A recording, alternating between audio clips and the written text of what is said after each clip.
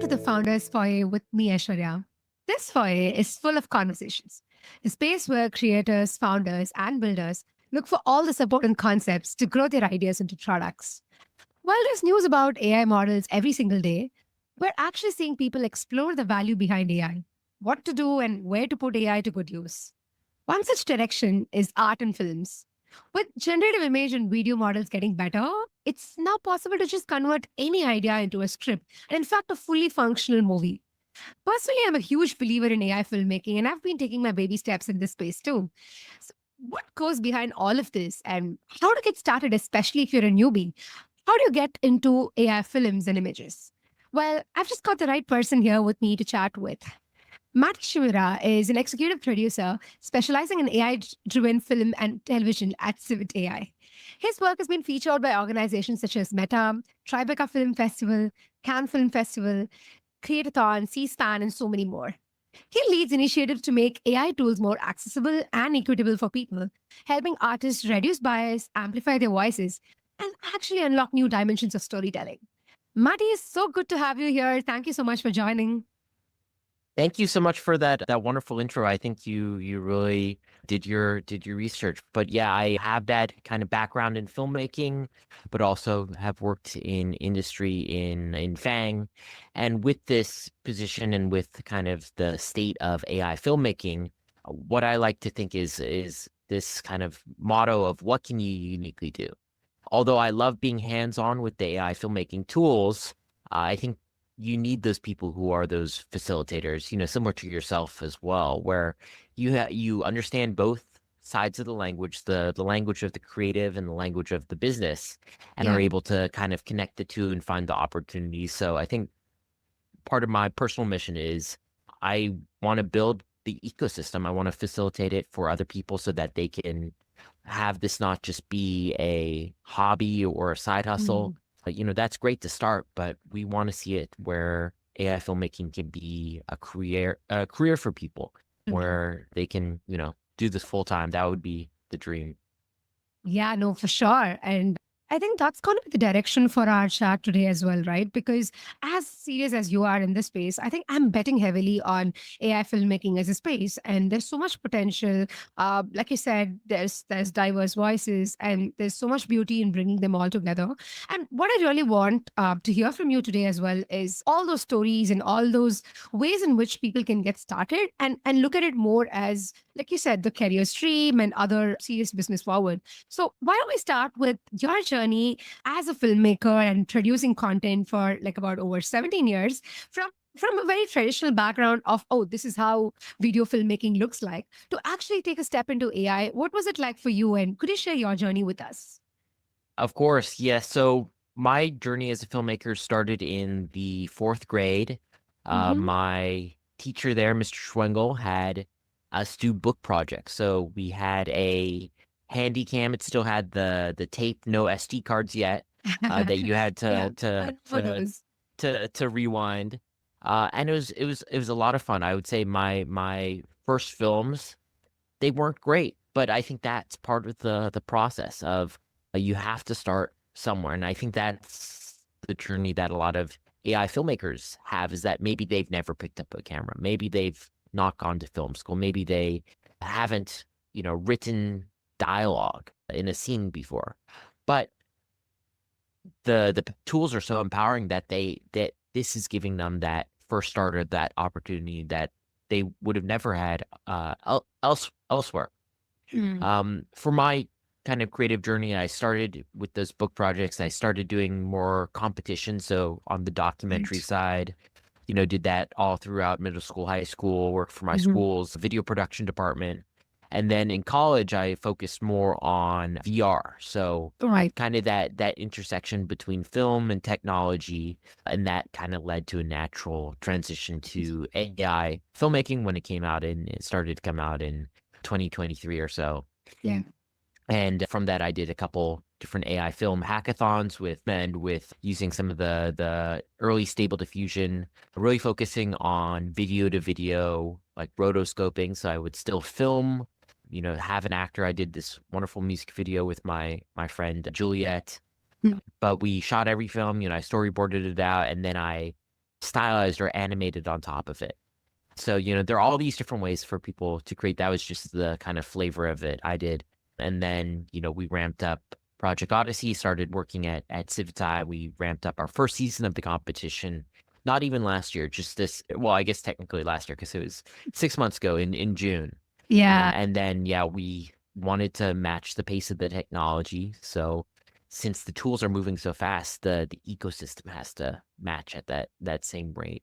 So we ramped up season 2 of the competition, going even bigger in terms of judges and prizes and companies on board to become the world's biggest AI film competition. Awesome. Wow. That's quite a journey. And what I really like about what you said, and I think you also kept hinting at the fact that there are these so many ways for people to just get a flavor. And in your story, I think it's very evident because you started off in a form even before probably knowing this is what media could look like. It's just being, hey, this is my story, or this is just me trying to go about stitching different parts of my day-to-day life. And that's how the raw part of storytelling really gets into. And I'm so glad that you got to see those different dimensions as you went through. And especially for what you mentioned with Project Odyssey, what really excites me, and we'll speak about this a bit more as we go through the podcast. What excites me more about avenues like this is the fact that it's just giving awareness to people about, oh, there's something like this, and we just go check out. Because I was this contestant like 6 months ago when I found Project Odyssey. I was just probably testing my waters in AI and just creating all of what you said as, yeah, just experimenting with a couple of stories. And I was like, you know what, let's just go ahead and let's just see where these tools take us. And the fact that there was so much to learn from what I did with the contest was the takeaway for me. Whether you win or not, I think it's the best part is you kind of meet fellow artisans from across the globe. So I think I'm excited about that possibility for so many artists who are probably already in the show, already in the game. And for the others who are probably listening to this and just wondering, hey, how do I get started? How do I just know where to go about? I'm just excited for all of them because it's an amazing opportunity. Yeah, I think, I'd recommend that sometimes it's a little scary to get started because there are so many tools, it's Yeah. overwhelming. Where do you even begin? So what we've tried to do is give that first step of, have the free trials, reduce the accessibility or improve Mhm. the accessibility of now you don't have to go and buy these, but you can try it out, see if it's for you. Yeah. And it Yeah. may not be, but being able to have that first opportunity to get hands-on with it and to come in with a perspective of, you're doing this to grow, you're doing this to learn, not, of course, if you win, that's a added bonus, but I don't think Yeah. that should Yeah. be Absolutely. shouldn't be the end goal. It's more part of this is such an early industry. How can you be a part of it from the ground floor? How can you be involved from the very beginning so that when you're Mm. not just making your first film, when you're making your fifth, their 10th, their 20th AI film, what does that look like? And we want to help people get to that point. Yeah, yeah. Get gradually better. And for what it's worth, you would end up making friends like what we both did. And, just trying to see, oh, like I kind of saw the film and then, we recollected a memory. So I guess for what it's worth, you also meet a lot of fellow contestants and people who can help you in your journey. 100% with you there. Yeah. And just like product development, it's like iterations, right? The more you're Yeah, able to iterate, the more you're able to get feedback. That is how you improve by, learning, by for trying, by sure. failing. It all helps you as on part of your creative journey. Yeah, no, for sure. And in fact, onto that journey of creating, iterating, I would want to touch upon a little bit of the core of AI filmmaking, right? So, what constitute a film? Because today, when there's somebody who's just getting started, they're like, yeah, there are a bunch of tools to generate images, there are a bunch of tools to generate video. But what actually constitutes a film? Is it just these different pieces of videos or images put together just in a neat package? Or is it really the story or the idea that's just getting conveyed? So talk to us about how you view the way AI is actually shaping the whole angle to storytelling beyond just creating content and putting it out there. Yeah. So I think, people often get caught up in the amazing kind of visual capabilities, right? You're Mhm. able to make these maybe not cinema level quality, but these amazing visuals of that would take, years of animation experience or, really high profile cameras or whole sets. And now you're able to do that really easily. And so I think people that's wonderful on one hand, but then I think sometimes people get lost by that, by Caught up. sometimes a story gets, under recognized, or sound design, which are all these important parts of making an AI film. And of course, technically from an AI film perspective, it's just some type of content, whether it's a movie, a narrative film, a music video that uses AI in some shape or form. However, I like to think about it as going one step deeper of, if you're using AI, like, why are you using the AI tools versus, going out with a camera on your iPhone or shooting with your friends, thinking intentionally about it. There's this great media studies professor and called Marshall McLuhan, and Mm. he had this famous quote that said, "The medium is the message." So essentially, thinking about the medium that you're conveying the story in is part of the story in and of itself. So, thinking about the tools you're using, what do they add to the story? Are you using AI just for the sake of it, or are you using it to get you somewhere that you wouldn't have been able to achieve otherwise? So I think um, those learning those storytelling components is still incredibly important. The AI tools are easily learnable. You could, get one of these free trials. You could watch some YouTube tutorials, and I'm sure that anyone, just because the empowerment of it, anyone could become an expert in using that specific tool. However, crafting that story, creating Mm. impactful characters that, have some type of emotional response, being able to think about it and have this complexity to your work, that takes some time and effort to do well, and a lot of love goes into that, into developing that craft. So I think Mm. that's still a really important skill set, and especially I'm excited for when right now there's a big tension between traditional filmmakers and, Oh, yeah. AI technologists.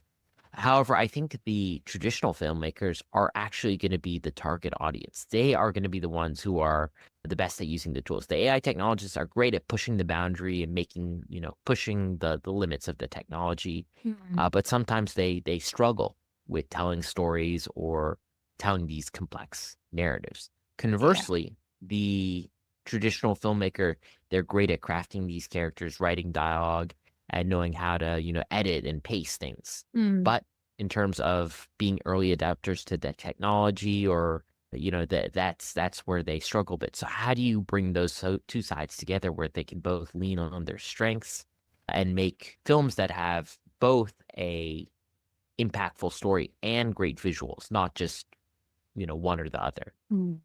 That's actually an excellent point because often we get caught up in this debate about should we use, should we not use. And then, like you said, the whole traditional set of people from the media space come to say, oh, like this is just radically changing our industry. We don't want to be using because it's taking away the craft and all of those things. I think keeping that angle or that debate aside, what you just told is so empowering because it's the fact that someone has to at the end of the day look at the nuance. It's like how people say for software building that even though it's just so stereotypical to keep hearing this, folks say how taste is very important in building products, how it's important to look at the craft around why a user should be using something. It's just applying the same logic and that's very contextual Yeah. to what you said too. Focus more, and I think the medium as a message is so it's just contextual to how we look at it as why would somebody be using a product. So it's very similarly, why would you be choosing the story and why AI to tell the story. And I, if I recollect, I vividly remember the question you asked me about, hey, what did you actually create with AI tools? Like what was your first film about? So I guess uh, the why behind why would you want to do with this is actually going to be talking more about the medium as it is. So yeah, that's an excellent point. Yeah, I think the AI filmmaker, it's still a very kind of, we're all figuring it out. No one really Mhm. knows exactly what you're doing, but that's part of the excitement of it, where it's like the early days of cinema.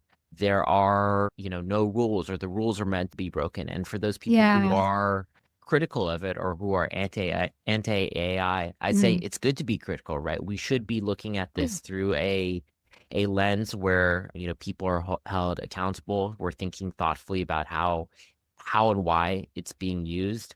But I would say come into it with an open mind. Give it a Mm. try before making a snap decision. And that's what we're trying to do with the competition is, it's your right to be critical of how these tools are being used. But I think by most people's minds can be changed if they actually see how empowered that, now you don't have to be 50% creative and 50% entrepreneurial in order to get Yeah. your films made. You don't have to go out and find a location and rent all this expensive camera Yeah. equipment. Now anyone is able to do that. Yeah.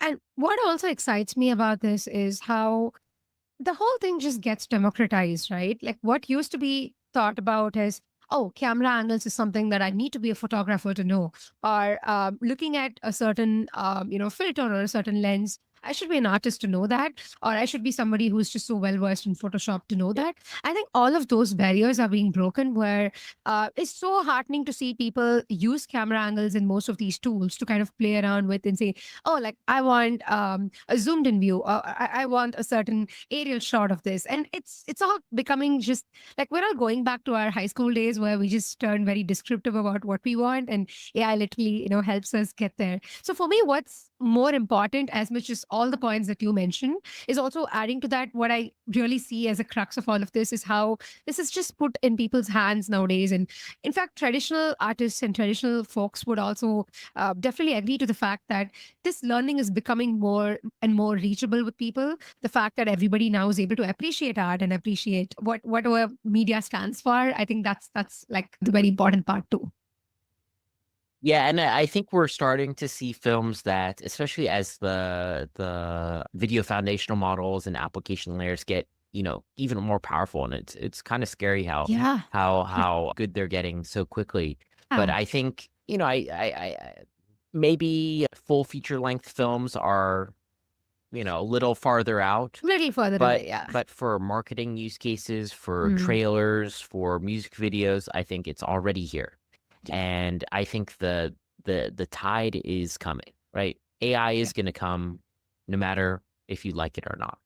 So my perspective is if you're against it, uh, be part of the conversation. Be able to be one of those voices who can determine how it's used and how these tools develop so that, it's people like us who are, not left behind. I've had friends who are on the SAG and WGA Mm. Hollywood strikes of last December. And of course, I don't want to see them, out of work or unemployed. And I think that they're going to be able to make amazing stories. But I think that one of the key problems is a lot of these companies, there's a lot of, BS floating around where Yeah. they say, oh, jobs are going to change, new careers are going to be created, but they're not providing those tangible solutions for people to Mm. actually catch up. Let's not be naive in terms of thinking, VFX roles, storyboarding, storyboard artist roles, they're going to be impacted. But how can those people use these tools to Mm. stay relevant, to stay hireable? I think their background, their years of experience and knowledge are going to set them up and support them in so many great ways. For example, you were talking about the camera angles of Yeah. of knowing, oh, is this a low angle shot or a 35 millimeter lens or a Yeah. zoom Yeah. thing. Having that vocabulary, being able to prompt in such a way that leverages your background, that's how you really kind of get to that next step. And it's only because of having that previous experience that you're able to kind of key into Yeah. those points. Yeah. And what I also see in this, which you were just suggesting, is the larger responsibility for not just individuals but the corporations as such, right? Like all of these brands today that adopt AI. I'm glad the talk is already up because I am seeing a lot of startups. I am seeing a lot of companies that are willing to take that road and willing to take that initial experimentation with AI. But what you just said is so important because a lot of them who still think they're just going to be impacted and their roles are just going to be transformed are also the ones who perhaps would just take the back seat and look at the action in front and go about to say, oh well, anyway, this is all going to go south, so might as well not do anything. But I think there's more actionable stuff that people can do today, which is at least to get themselves aware of, okay, so this is how things are going to go, whether I like it or not. It's more about, yeah, like it doesn't hurt to get to know about how to operate with this. So I've been thinking about this in the last few weeks that in the age of AI, I think agency is going to be very important. Agency to learn, agency to sort of look at a solution beyond what we actually know today. So I like the fact that it brings us all back to the board and literally like starting from scratch. I mean, while it's like also very scary, I think it's also like super exciting in one sense. So yeah, you raised a very important point. In fact, that's one of the questions that I wanted to ask you in terms of how today marketing, sales, companies and businesses across the globe, they're using AI. I mean, we're seeing consumer brands like Coca-Cola, Gucci, and even a lot of these B2B teams that start using these synthetic video stories for cold outreaches and sales calls and demos, right? Uh, what's your take on what's happening now with the adoption of AI, and what are some challenges do you foresee, especially from all of this leads to monetizing AI video in some sense, right? So, what is this angle towards AI filmmaking being monetized and used by all of these brands across? Yeah, so for, the usage of it, mainly right now it's in previs or pre-visualization. So Yeah. making your pitch deck, making your character sheets or your storyboards. So it's not being used. I mean, in those cases you mentioned, it's being used in production, but it's mainly Very kind limited. of getting the Getting there. idea of it. And I think that's more um for these brands right there, they're testing the waters. It's still Mm, very tentative. The legal and IP and copyright, there isn't a clear yeah. decision. There isn't a clear decision there, and there probably won't be for a while. And so a lot of these creative agencies, they're of course they have their own R&D that they're doing, and they're ready to flip the switch. For example, Paramount Pictures Mm, has, a lot of great, research, but they're not putting it into films because of the backlash that they'll get, right. that the, potential for liability. But I think it's coming soon. I think some of the foundational models, Mm, right? The risk is going to be put on them versus on the client or the end user. Of course, mm, the companies are going to, say they have their commercial license or not. yeah. But I think there's going to be just so many of these films, it's going to be way too hard to litigate. And at a certain point, it'll just become so commonplace. My hope is that you see these films, right? They have $250 million budgets. Crazy, Yeah. right? And they're total flops. They're like terrible films. But what would happen if you took that $250 million, you gave, you know, 500 people $500,000? Like that would be, and So many possibilities. I think they could make some really amazing films if they're getting paid fairly, if they're getting to showcase their idea, that they've always wanted to Yeah. to create. And I think the tools are powerful enough where even if they can't get 100% of their what they envisioned for it, maybe they can get 85-90% of the way there. And I think Mhm. that'll still be truly amazing. Yeah, certainly. And in fact, very, very aligned with what you told.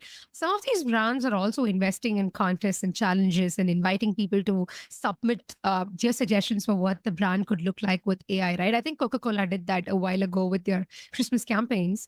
And it's also because people have already started creating a lot of these AI videos for different brands, whether the brands like it or not. The fact that there's so many of these videos that get surfaced up, I think there was this point in time when Kling and Halo AI were just like very popular a couple of months ago. I remember so many people created videos for Dior, videos for perfume brands, videos for any luxury brand that you take across the globe. There were like fans and creators floating these videos up, and like one wouldn't know if it's the actual brand or it's just the creators who create these videos. So the fact that even though these brands are perhaps not very ready, the fact that people have already made this a certain level with content is also showing the need through which the brands could adopt, I think, in the coming times. Yeah, and it's a kind of more interactive campaign, Right. through UGC or user-generated content, where if you give people some freedom to remix your Mm, thing, it's kind of like free advertisement too for these brands. yep. Just the exposure that these videos are getting, or having that the creator itself, Yeah. having it be, having that connection to it beyond just what you see on the screen. If they're actually creating with it, then I think that could lead to some interesting kind of Yeah. possibilities in the consumer space. Yeah, absolutely. Yeah, I'm super pumped up for that, and also like very excited to see how brands and communities and artists and people would be working together on that context. Yeah, I'm not as much in the kind of, we have the marketing and advertising category this year in Project Odyssey. So I saw for that. spec ads, Yeah. and then I really want to shout out the work being done by like Secret Level. Mm. They did the Coca-Cola ad you Yeah. mentioned, and then Yeah. also UPP is another great kind of advertising firm I who's think done Dave Clark has also started something right now, right? As a Promise. part of. Yeah, Yeah, they just got funded by I A16Z, saw that. and so they're a kind of part content studio and then part tools. Because I think Yeah. for VC investment, right, it's never a pure content Yeah. play. There Yeah. needs to be some exit strategy, and for a creative agency or creative studio, that's something that's usually been reserved for on the Mm. investment side from Hollywood Interesting. studios and the guilds too.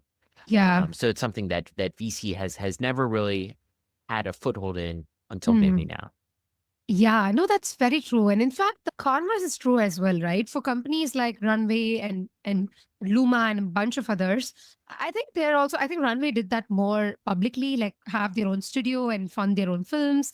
I suppose most of the tooling side or platform side of brands are also trying to invest in the content side of things, which is to be able Mm. to fund and have their own studio, like how VCs are more focused on the tooling side of things. Tools are more focused on the content side. I think it's a healthy balance that we see with this because, I mean, like let's face the fact, both go very hand in hand, right? Like in terms of what you said for UGC and also for how best can you make the brand stand out. I think beyond product, the brand is more about people and what people do is come together with films. So yeah, Yeah, so sometimes you need to be a little bit both of anvil and hammer. So you need to be the tool or the platform, which is like the yeah, anvil, but you also need to be the hammer, the person creating to showcase what you're able to make with that tool. So I think I've always been a huge fan of what they're doing and really impressed. I think they're, leading the charge on, yeah, starting the AI film kind of competition and competition, festival yeah, space, the film fund, their magazine, really mm, so many really cool and creative initiatives that I take a lot of inspiration from for, Project Odyssey and just kind of yeah, the mission of it, of growing the ecosystem. I do think though that that's something that's more unique and rare, and that you won't necessarily see all of these different foundational model companies doing. I yeah, think for them, they really want to, especially since it's becoming a very saturated and competitive space where there are a lot of companies yeah, and for the same share of the pie. They want to go heads down and focus on building product and shipping code and being the best in their vertical. yeah, And the community building and the content creation side of it is often a necessary evil. Of course, they want to grow their users yeah, and grow revenue, but sometimes the people making the tools aren't necessarily the ones who are using them. So I think there's a lot of opportunity for being mm, able to work with these kind of creator influencers to use your tools to make these campaigns, especially yeah, through the competitions. And that's what we're trying to do with Project Odysseys, where it's kind of that build versus buy trade-off, similar to product development. Is yeah, of course you could run your own competition. Of course, you could, pay for content to generate a lot of that. Mm. However, there's a ton of logistical complexity to running one of Yeah. these competitions, and I think there's a lot of the human element that's needed too. Yeah. You need good support. You need to have a working kind of infrastructure to make your submissions not just like a Google Drive folder. You need to be able to have a brand to it, and that's what we're trying to do with the Project Odyssey initiative, is being able to provide all of that, where the company can focus on their tool or their foundational model layer, and then Yeah. we'll bring the community, we'll bring the kind of momentum behind that to be Mm. able to showcase these different projects in different lights. Yeah. That makes so much sense, right? And it's also like, I think it's like a mediator that just lets most newbies and most artists and creators meet the other side of the story, which is the tooling platforms. In fact, onto the community angle to AI films and media in general, and also the various contests, especially Project Odyssey and a bunch of these other panels and contests that you've been a part of. I have one question with respect to bringing people together, right? Because communities, I think, influence the AI move much more because it helps people share their ideas and gives them a common space. And it's like how we spoke earlier about the whole lowering of barrier, and now there's so much progress that people can make. What has been some of the highlights for you from spearheading these contests, and also for you being at Civit? It's been like amazing. Like you see creators day in, day out. So talk to us about what's been some of the highlights that you've seen in this space, which is just nascent in itself, but seeing Mm. people thrive in it. I think the most rewarding part for me is, of course, seeing the really cutting edge work. But even more than that is when people message me and they just say, this helped me get started with my first ever AI film, or, I had no idea some of these tools existed, and, I had a lot of fun just playing around and experimenting with the tool, even though I may not have made a submission or may not have made a award-winning film. I think that's really what drives me in that community side of it, because no matter how, or that kind of AI industry as a whole, is Mm. creators are fickle. They will jump from one tool to the next just on what's the most powerful. I think, people are, sometimes there isn't that loyalty that these companies or brands hope, because there is so much flavor of the month where there's this new kind of bright, shiny object and people get Mhm. distracted by that. But I think the way to combat that, especially when it comes to what are called retention cohorts. So if you Mm. have a paid subscriber, how many of them, stick around for month 2, month 3, and how, what percentage of those, that's a really important metric, especially for VC investment. But for AI, that's hard, right? You might buy your Yeah. subscription to, Play around. And, uh, you know, Pika, and then, Luma comes out, so you jump to that, and then Runway, Gen 3 comes out, then Sora, then Google View, and, it's back and forth, and you can't have, if we had unlimited money, of course it'd be great to have every subscription, but I think there were like a bunch of tools. I think Kriya also introduced this. I remember that a bunch of us spoke about this orchestration concept, right? Where you could have like one layer that connects all the models, and that way at least you pay one subscription, but end up using a bunch of tools. But yeah, like that's just baby steps into the unification of being able to use multiple tools. But yeah. yeah, I think being that universal currency is nice, and that's what we're trying to do with Civitai, is bringing on a bunch of different APIs. Mm. So Civitai is kind of the parent company of which Project Odyssey is the initiative, and Project Odyssey, it's really for the community, but of course it has some business connections too, where we're making a lot of great relationships with these companies, and might as well be able to Yeah. leverage that to help the kind of initiative and the company, continue and grow. And so, a lot of these partners we're bringing on as API clients, so that you're able to access Mm. it through Civitai. You're able to, have a one-stop shop. And I think we're trying to be that marketplace hub where, of course, image and video is great, but what happens when we have 3D, when you have Yeah. audio and music too?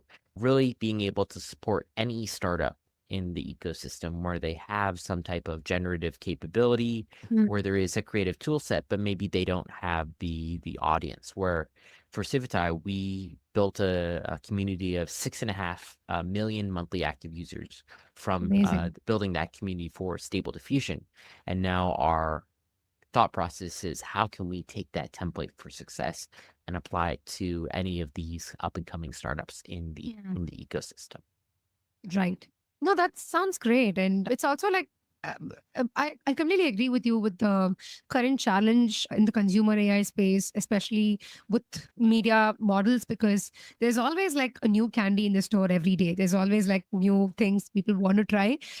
I guess that's also a part of the game. And for me, what's more exciting about communities like Civitai is the fact that you at least discover it through a platform. You at least discover new ways to learn something, or let's say you don't know anything about this, but you end up on the platform. You at least pick a thing or two from there, meet people, and it's just like what Coursera or something used to be for you if you had to learn something from scratch, right? So that's the way I see for people who are just so new to this ecosystem, and they just don't know what's the place for them to start with creating images or creating video. Communities like this, and I think as we spoke earlier, the contest like this is a great way for them to just roll up their sleeves and get very scrappy with creating something and putting it out there. And on that context, Matty, I also want to get your opinion on this. Right, it's very dicey, but we also kind of touched upon this a bit a few minutes ago. This whole debate around the ownership and the authorship to creations, right? Because with AI, we kind of like we champion people. We tell them to go create stuff, put out stuff, especially involving brand, non-branded content. But there's also this whole, oh, like AI can generate the entire script, can generate visuals, voices. So where's this filmmaking evolving to? And this is rift constantly between the copyright to things and also about, are we really creating or curating stuff? Like, where is this heading towards? Mm. I think people kind of lean on those more automatic flows just because maybe they don't have as much background in that area. For example, Mm, maybe you'll have ChatGPT write your script just because you can only focus on sometimes learning one thing at a time, and maybe first you have to nail the visuals, and then your next project you'll focus more on the sound, and then maybe you'll work on story. mm. So sometimes it's hard to learn all All the everything three.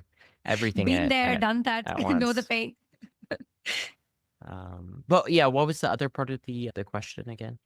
Yeah, no, the other part was, where do you see this whole debate about the copyright and the Mm. authorship and censorship part to go through, right? Because yeah, like it's crazy. I mean, there's so much synthetic part with AI as well. So where that's always a debate, right? So where do you see that? Yeah, I think the from the critic side, there are two main issues, right? One is, how is it trained? You know, whose work was it based off of in terms of in the data set? And then, I think the second main issue is it replacing labor? Is it replacing people? I Mm, think people can more easily get over that second issue of replacing people if you're able to show that there are people who are being given jobs or being given this mm, opportunity that would never have had this opportunity otherwise, who would have been, gate kept because of, maybe their financial background. Not everyone can go to film school, not everyone can move to LA or, buy a $3,000 DSLR. So I think once those people are able to build these careers for themselves, then, some of the criticism in that mm. area kind of lessons. In terms of the training data, I think that's a hard one, right? It's Yeah. this stuff would not have existed without the work of those artists. And then Mm, but conversely, people say, oh, that's kind of how we learn, is by taking all this input data. And that if you look at any director or new generations of getting traditional filmmakers, inspired. you can see the influence of Alfred Hitchcock, or even Yeah. in terms of the director. But when that's more programmatic, Yeah. uh I think even in trams, people go about to say like Wes Anderson style, output and probably like zoomed in, such as Steven Spielberg's film, whatever. Like they just go about giving these references as well in trams. yeah, so I don't have a good unfortunately answer on that. I don't think anyone does. I think Yeah. not a good way to trace back the kind of lineage of like where Mm. it is in the training data set, because it's like such a small percentage and there's no way to track that. It would be very hard to build something that could identify, you know, who, Mm. what percentage of whom it was from. Yeah. So yeah, I'm No, not I sure think there. the intent was also like not to have like a very solidified answer, but more of your take on things. So like I think yeah, is more Yeah, like how you mentioned, there's always influence even in traditional media. There's always an influence of one storyline on another or one director's take on another. So I yeah, guess it's also like a question that we'll keep asking ourselves as to what is that edge until which we can go and scratch and beyond which it would actually become a debate or an issue, or like how farther can we extend this over. So I think that yeah. farther, at least the way I see it, is never an ultimatum. That father is just going to keep extending. Like every time there's the edge that we scratch, I think we're going to extend it further and say, oh no, but there's more, and Yeah. I guess And we're just going to keep. think in all of that and in all the projects that people are gonna be making, I think originality is always important, right? Because AI can create anything, Yeah. why create something that's already existed? That's boring. Make something that, really pushes the boundary that you've really speaks to you, that, and of Yeah. course, make content that you think is good. Don't make it for other people, make it for yourself. Yeah, 100% with you there. Yeah. Awesome. One last question for you in this context of AI filmmaking, just touching upon what we started this conversation with about how traditional careers are getting literally like transformed with AI and how serious we want AI filmmaking careers to be in. I know you when we met as well, that was one of the things that you brought up as like, would you take up this role if there is one? And I think that's why we're all headed at. So what's your take on future jobs in filmmaking? Do you see some specific skills, niche roles come up? What's Yeah. your outline there? I think it's interesting, right? Because you have these top creators who are getting a lot of work. They have gone viral or they've won some contest and now they're, working with a brand, as maybe, doing one advertisement. I think you're going to start to see more in-house people. Mm. So each brand having their own, in-house AI, head of AI content.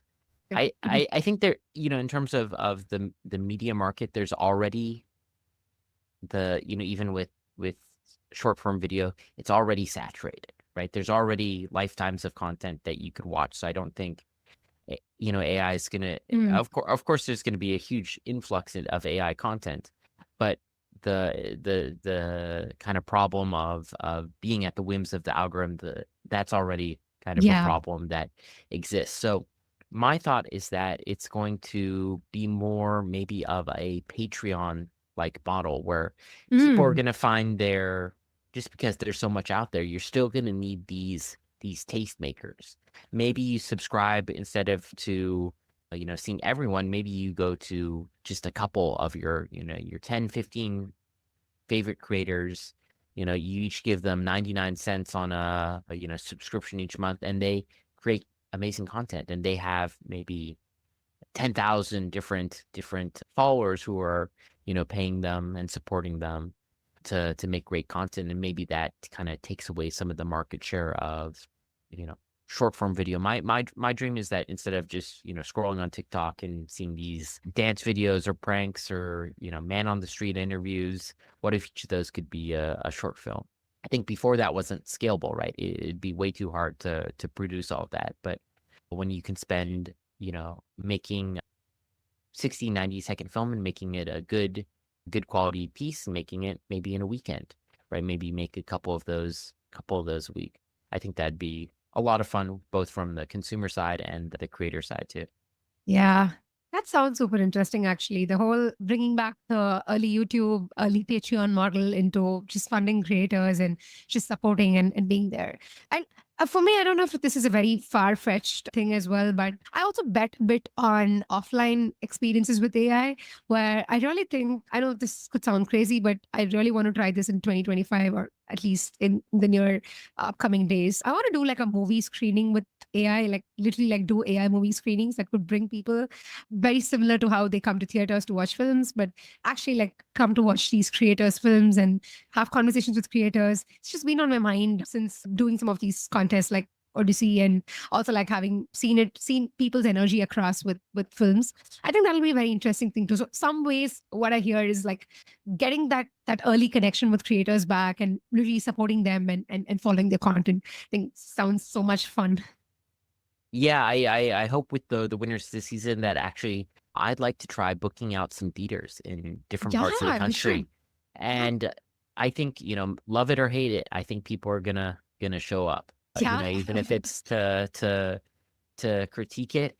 And I think there's a market for it, and especially the streaming model for content monetization is kind of broken. Like the Hollywood streamers, Netflix and stuff, they're over leveraged. They paid too much for content, and they're trying to, a lot of Yeah. streamers and things are trying to go back to theaters because ticket sales are really where the money is at.